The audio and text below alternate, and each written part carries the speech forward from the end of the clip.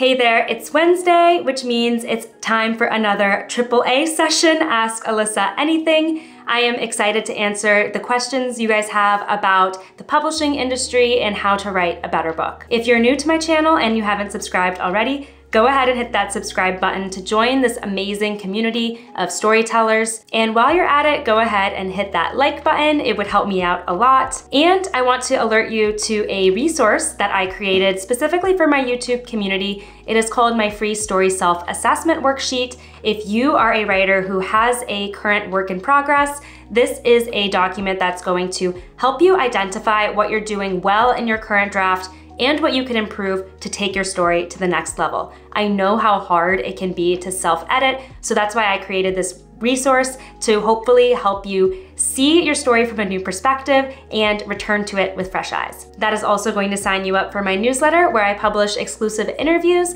with publishing industry insiders as well as published authors, so you don't want to miss out on all of those extra insights. I also have a link to my newsletter down below in the description as well if you want to go straight to that. So we have some excellent questions on deck today. Thank you to everyone who submitted, and I'm excited to dive in. First question here, how does one become a literary agent themselves? I've heard literary agents are sometimes struggling writers themselves, and becoming an agent helps give them clout to get their own books published. So how does someone become a literary agent? The publishing industry overall is an apprentice-based industry, which means that you typically begin as an intern and then work your way up into an entry-level assistant position, and then you slowly work your way up to an associate level and then a full literary agent level. There are cases where people pivot careers to become literary agents, and we see that especially with people who work in the film industry because there is a lot of overlap,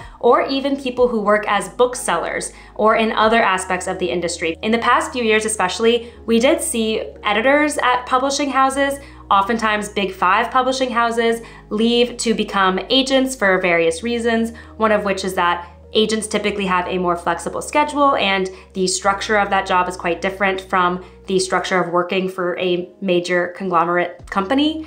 And yet there is still some editorial overlap between those two roles. So you will sometimes see editors become agents or agents become editors. So that's in a nutshell how someone becomes a literary agent. Now to address your point about someone who is a struggling author becoming a literary agent to promote their own book or have an easier time getting a book deal essentially, this isn't really something I saw much of in the industry. Yes, there are people who work in the industry who publish books as well on their own. Remember that most people who work in the industry are people who love stories, and some people got into the industry because they loved writing themselves, right? So for instance, there are some cases of literary agents having published their own books in the past, or maybe are currently publishing their own books while they're representing authors. Now in these cases, I really don't see these agents as becoming agents to promote their own career as an author in any way, or to kind of sidestep certain steps that authors need to take to get a book deal. That's really not the case, because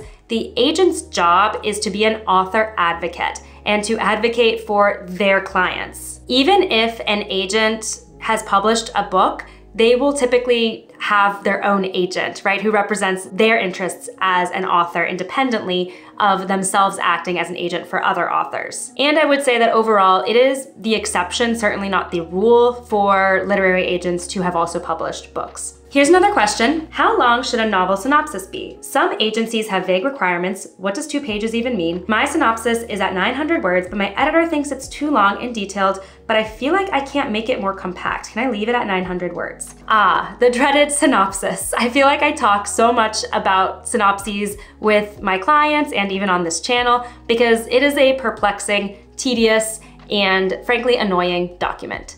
So let's talk synopsis length. The reason there's so much confusion around the synopsis is because there really isn't a standard for how long it should be. When we're talking about the novel itself or the query letter even, there are guidelines for how long that should be. For the synopsis, it is kind of all over the place. So the path that I push authors I work with toward is having 2 versions of the synopsis. What we call a long version that is more comprehensive, and then a 1-page version.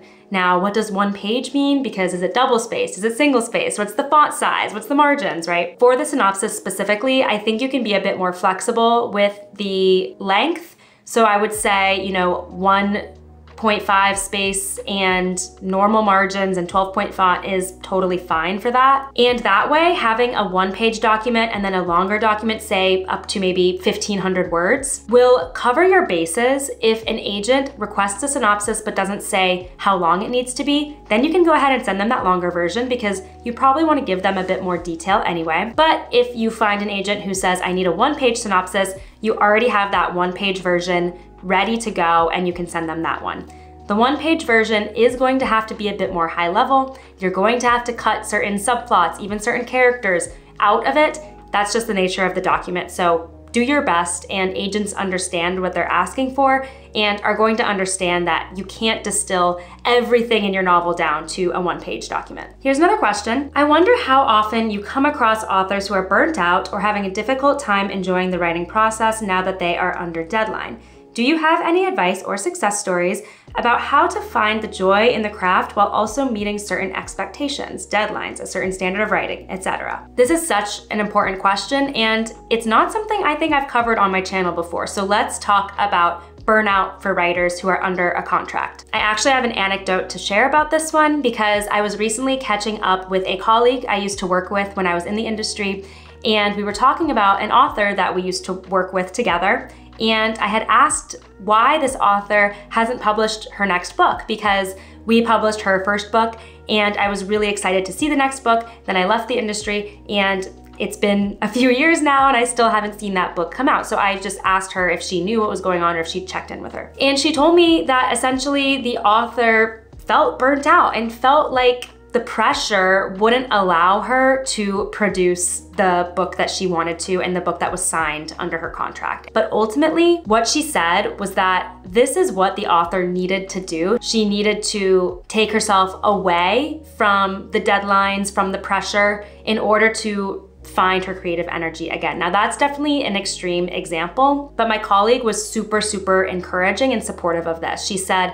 you know, whenever she's ready and she has that manuscript ready, I'm gonna be there with open arms. I want to give her the space to be able to produce that. Remember that your publishing team is there to support you. It is a business, so yes, they're going to give you deadlines. There's going to be contracts, but absolutely everyone who I worked with in the industry was in the industry because they love books and they love the people who produce the stories, which are the authors that they work with. Remember that your editor at your publishing house signed you because they love your book and they love your writing.